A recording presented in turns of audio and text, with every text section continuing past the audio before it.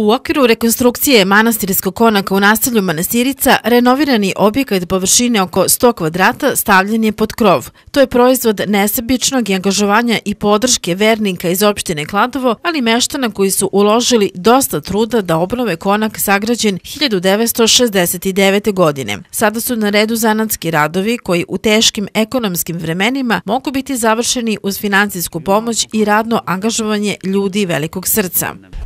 Bez ljudi ne možete ništa i svaku crkvu i svaki manastir ne čine te građevine, nego upravo ljudi.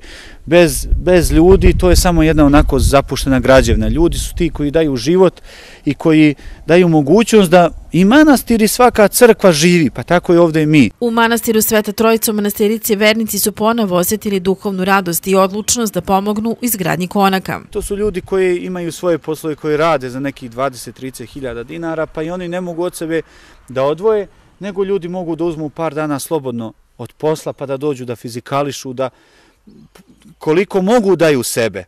Sad, mi kad baš mislimo da više ne možemo dalje, dođe neka mala pomoć, pa premostimo i obično dugujemo neki novac, da li je to stovarište građevinskog materijala i jedno drugo, pa nam oni daju na 4-5 mjeseci odloženo plaćanje i tako se dovijamo na sve moguće načine, ne bili u slavu Božju završili ovaj konak. Manastir Svete Trojice jedini je manastir na području opštine Kladovo kao svetište bogato uspomenama. Predanje ukazuje da je svetilište u 13. veku podigao sveti Nikodim iz Prilepa, osnivač brojnih manastira i crkvi, i zato konak zavređuje da se u njega usele monasi.